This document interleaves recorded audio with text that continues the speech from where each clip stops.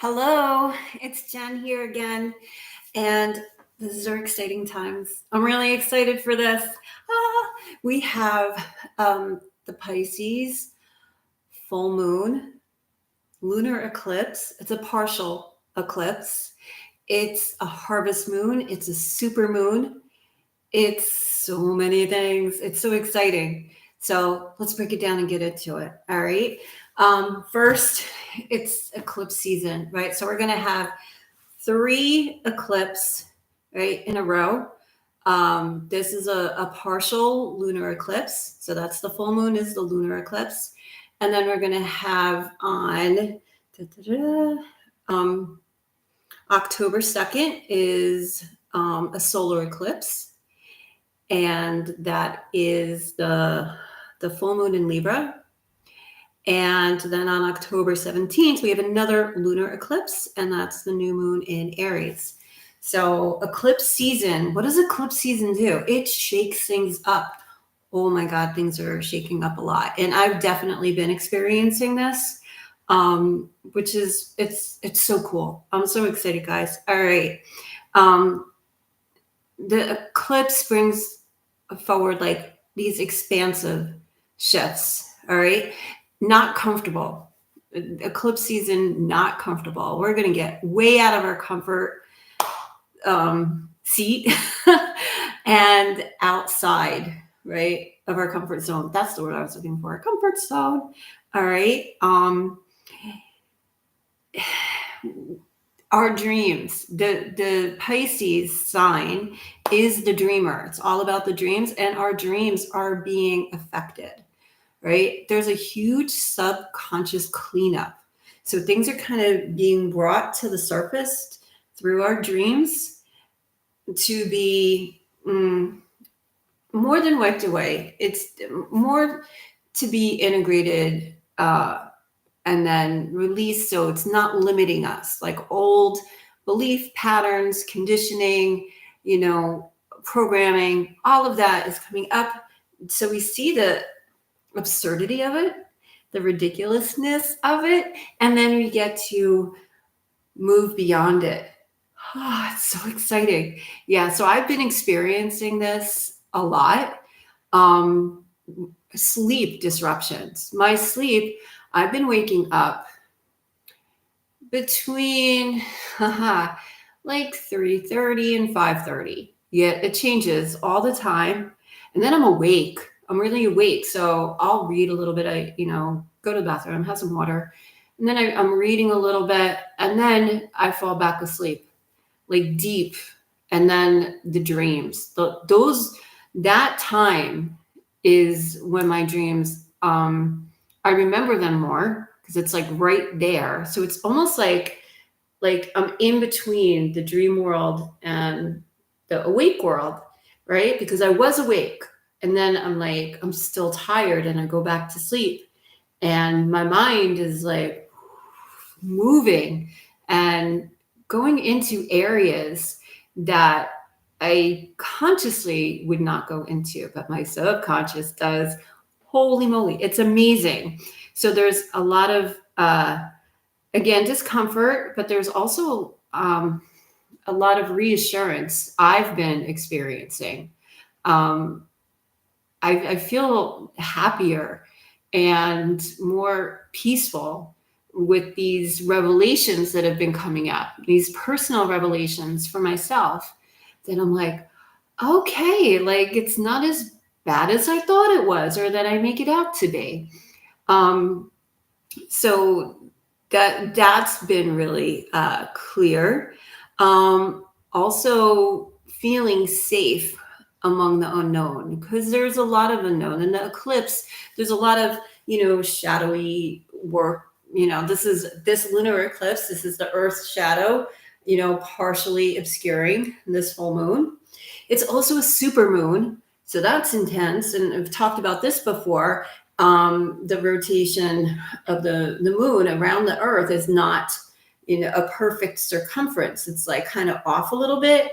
So when it's a super moon, it's where the distance of the moon and the Earth are closer. So it appears bigger and the effects are stronger. We've talked about this, right? It affects our oceans, it affects the water in our body. Like we're getting this energy right there on us. So we've got the super moon, full moon, and then there's a partial eclipse. So there's a little bit of uncertainty, right? And we get to move through that.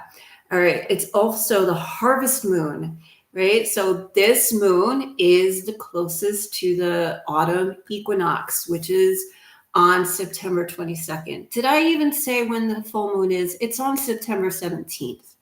All right. So we have the full moon on September 17th. And then we have the autumn equinox on September 22nd. So very close. So it's like a huge, shifting, and the equinox has its own energy, right? We have like equal parts of light and dark, right? The daytime and the nighttime. And it's so, I gotta calm myself down. The energy is so strong, but it's just really exciting how all of that it comes together. And yeah, so I'm just checking my notes because I did a lot of research on this. Yeah, so there's a way of feeling safe within the unknown, right? There has been, and I can say this for myself for sure, a resistance to claiming our own power, right? Like, because we're powerful, sovereign beings, and that's being denied, right, across the board. And we deny it to ourselves. Like, even when we see it and we know it and we feel it, and then it's like, ooh, maybe that's too strong. Maybe I'm too strong. And then we like kind of shove it to the side. And now it's like, nope, we're stepping into our power more. We're stepping into our sovereignty more, right? It's like that invitation, and the things that have been holding us back, all of that resistance is being released, because that's the subconscious programming that's coming up in those dreams. So we see it and we get to reconcile it, right? So it's very strong times. Again, not comfortable, right? Sometimes it's not fun, but oh my gosh, once you get through the woods of that, then we get to this new clearing, like we're at a new level, a new plateau, until it changes again, right? But it's really exciting times, and I've been experiencing it myself on a personal level, and I'm really excited that this is validating, right? And we need this validation. So okay, that's all of that. Now I'm just going to get into the nuts and bolts of the full moon. So the moon is in Pisces. That's the dreamer. Talked about that. Love Pisces. It's the 12th sign in the zodiac. It's the last one. So it kind of incorporates all the different archetypes, all the different aspects of it. It's ruled by Neptune. It is the dreamer. It's the mystic. It's idealistic. It also tends to want to escape, run away. That's like our resistance. So there could be addiction issues, because sometimes this discomfort can be overwhelming, right? So just kind of knowing that, if we're like, oh, this is too much, and I just want to kind of hide under the covers a little bit, just notice when that occurs, and we just continue like to move through it, because it is really exciting. The sun is in Virgo, so oppositions. Virgo is the 6th sign. Pisces is the 12th. And the Virgo is all about being of service, right? And being organized, like taking care of the details. So the Pisces is kind of swimming off. Pisces is fish. They're swimming off into their own kind of dream landscape. And Virgo is very earth, right? And they're like, come on, we gotta get to work. We got stuff to do, like check off, all those details, and let's get organized. Let's get it together.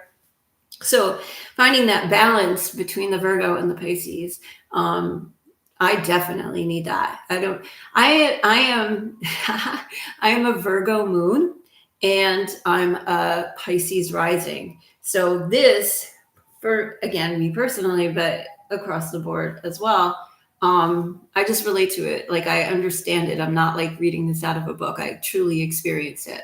So that's what I mean. Like when I say me personally, like I really know this because I live this.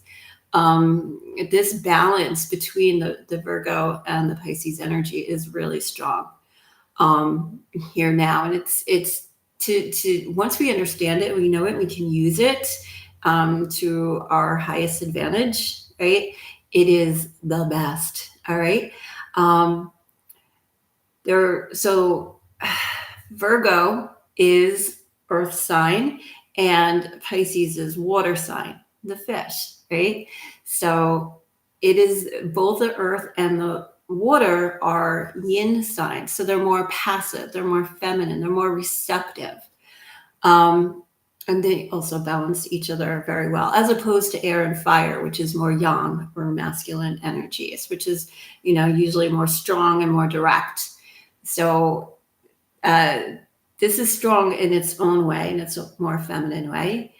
And where else am I going with this? Oh, they're both mutable signs, right? So very flexible, right? You can be like have your boundaries, have your but you can kind of move and be flexible and be more open and expand your options. Like this is an expansive time, right? In the universe and on our planet. It's very exciting.